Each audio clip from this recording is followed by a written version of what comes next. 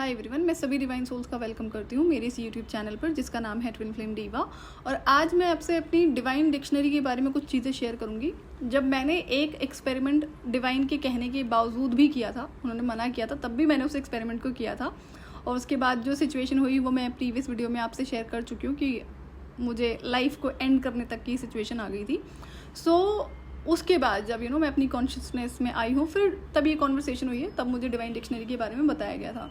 तो उसमें कुछ चीज़ें हैं जो मुझे क्लियरली उस टाइम पे बताई गई थी और बहुत सारी ऐसी चीज़ें जो बाद में मुझे अपडेट करी गई हैं। इसमें से जो सबसे पहली बात मुझे डिवाइन ने बताई थी, और ये इसीलिए बताई थी कि अब मैं कोई भी ऐसा एक्सपेरिमेंट दोबारा करने की ना सोचूं।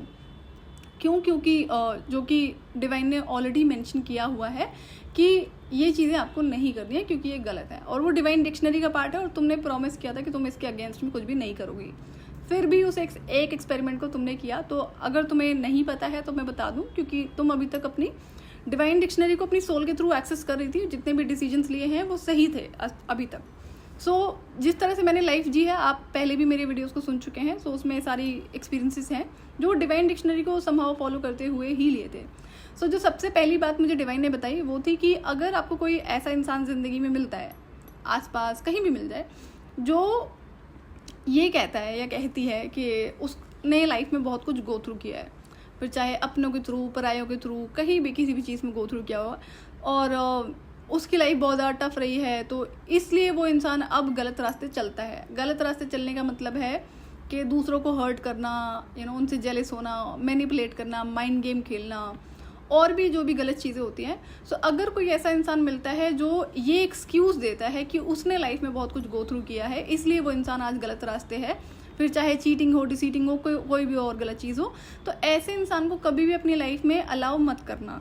क्यों? क्योंकि अगर आप अपनी लाइफ को देखोगे तो आपने बहुत कुछ गो थ्रू किया, लेकिन आप तो कभी नहीं गए गलत रास्ते। आपने तो कभी किसी को हर्ट नहीं किया, कभी चीटिंग नहीं करी। ऐसा ना करना एक चॉइस है ना। तो जो गलत लोग होते हैं उनको एक एक्सक्यूज़ चाहिए होता है गलत काम करने का, गलत चीज़ों को फॉलो करने का। उसको तो मौका चाहिए ही था। और उसकी लाइफ में, अब जैसा कि आपने सभी ने सुना होगा अक्सर कि उस इंसान ने बहुत कुछ गो थ्रू किया है, इसलिए वो आज गलत रास्ते है।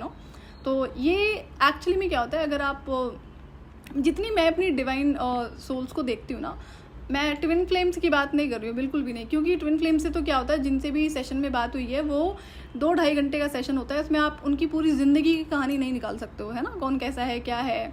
और कुछ चीज़ें मैंने देखी हैं कि अगर मैं खुद से कंपेयर करूँगी तो मुझे वो चीज़ें नहीं मिलती हैं रियल ट्विन फ्लेम्स में भी। बट इन जनरल नॉर्मल लोगों की मैं बात बता रही हूँ जो मैंने अपनी लाइफ में देखे हैं।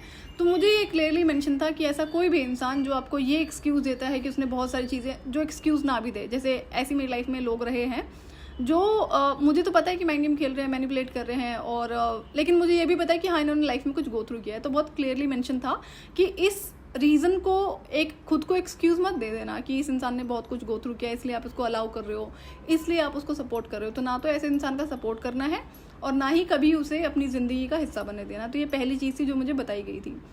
दूसरा, एक इंसान जो माइंड गेम खेलता है उसको, या फिर दूसरों के इमोशंस, फीलिंग्स के साथ में खेलता है, तो ऐसा इंसान आपकी लाइफ का पार्ट नहीं होना चाहिए, जो मैं शुरू से फॉलो करती आई हूँ। और ये किसी भी सिचुएशन में नहीं होना चाहिए।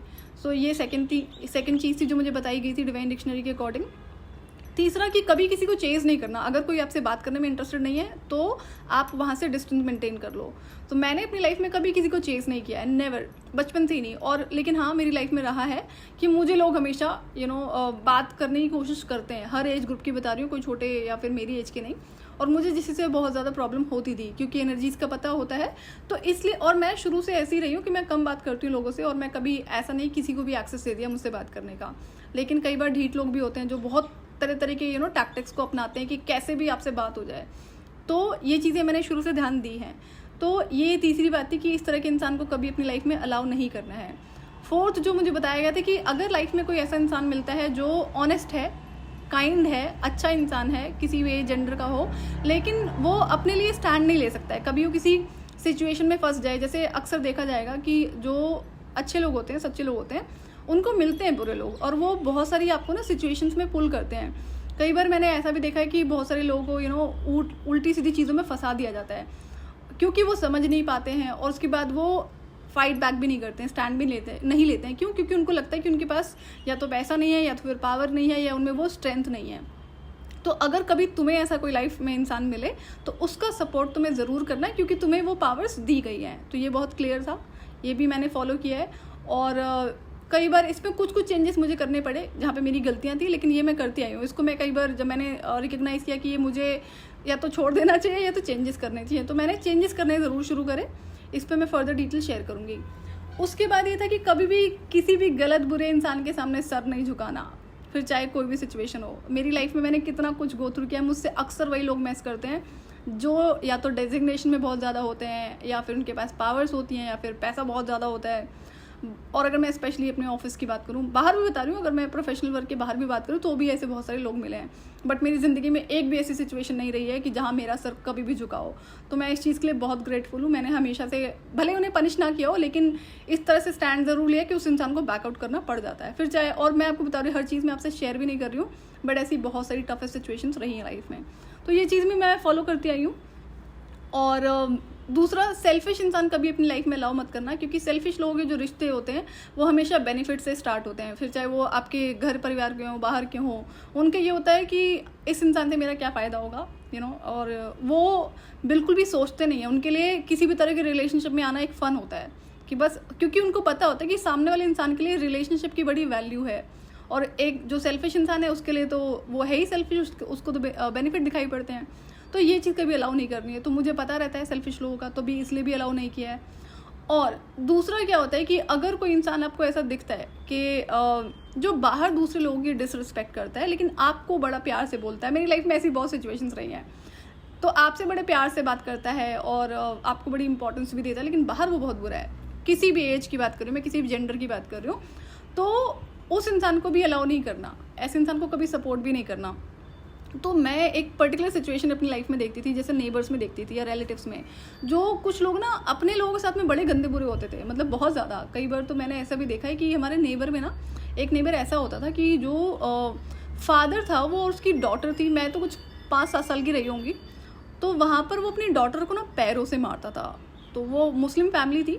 तो अब यहाँ पे जेंडर का ऐसा कुछ नहीं है कि, सॉरी, रिलीजन का ऐसा कुछ नहीं है, लेकिन मैं एक एक्सपीरियंस बता रही हूँ। तो मैंने वो, और लेकिन मुझसे जब बात करने पे आए तो वो पूरी फैमिली बड़े प्यार से बात करती थी। मैंने कहा मुझसे क्यों ऐसे इतने अच्छे से बात करते, मुझसे ऐसी बात कर लो।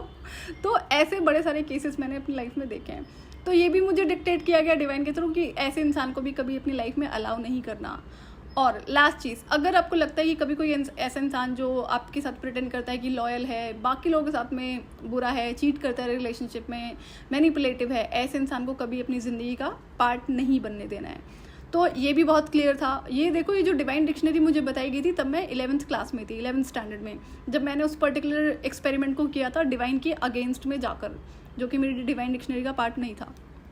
तो तब मुझे ये बताया गया था। और इसके बाद ये मैं क्यों चीज़ आप लोगों से शेयर कर रही हूँ, ये फिर अगेन ट्विन फ्लेम जर्नी से कनेक्टेड है।